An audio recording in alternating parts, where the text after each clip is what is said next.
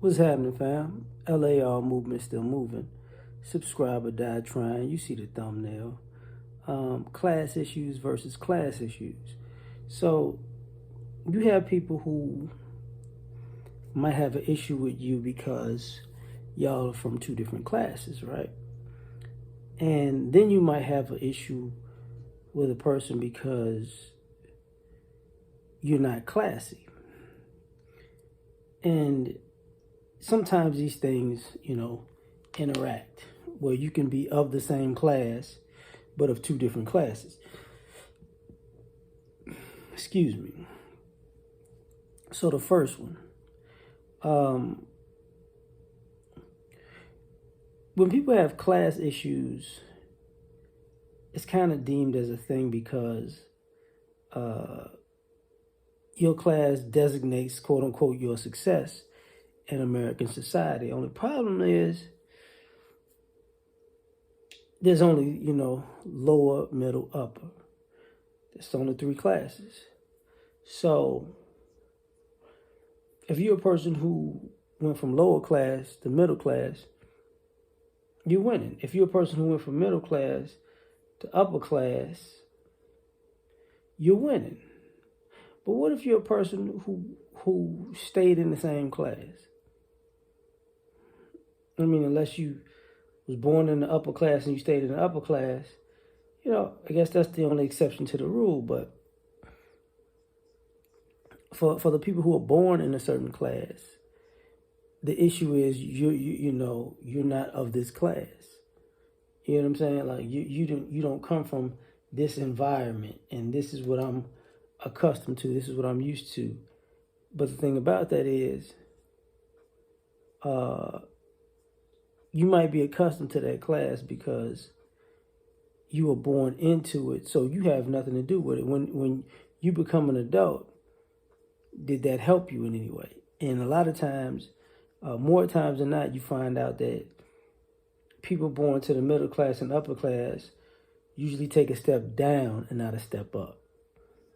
So, as adults, if you were born in the upper class and you went down to the middle class, or you was born in the middle class and you stayed in the middle class, and somebody came from the lower class, and they got to the middle class or lower class to upper class, they're better than you.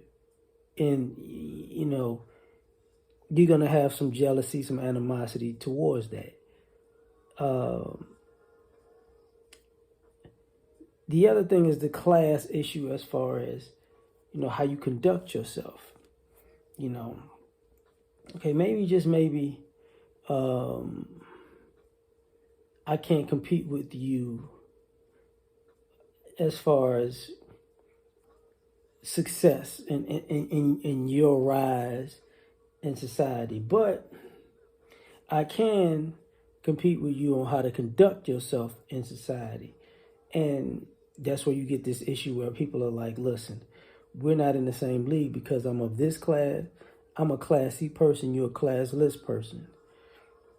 So now we got to take into consideration that it's not a good look.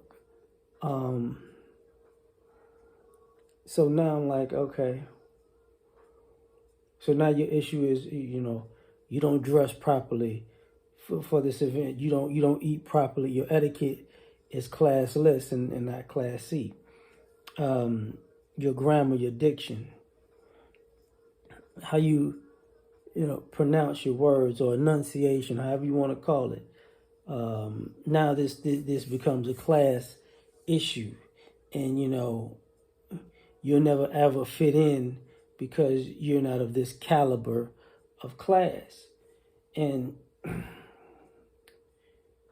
you can be living a middle class or upper class life, but be viewed as low class because you still have the mannerisms of somebody of humble beginnings. So, and sometimes when you get in these certain situations, these certain neighborhoods, these things clash. These are the things that clash with people. So at the end of the day, it's like sometimes, your money matters in class. And sometimes money doesn't matter. It's just how you conduct yourself that matters in class. And, it's kind of a fight between two different worlds and two different ideologies. But at the end of the day, who are you? Are you a classy hater or a classless hater? Are you a classy saluter of people or a classless saluter of people, however you want to call it? Sometimes people are looking for division. So, sometimes that's what this is about, people who purposely look for division.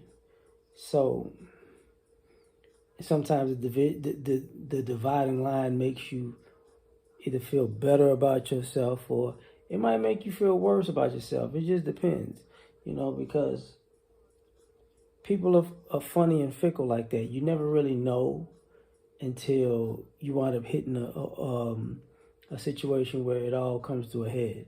But this is my thoughts on that. Like, share, subscribe, or die. Try and catch you on the next one. Peace.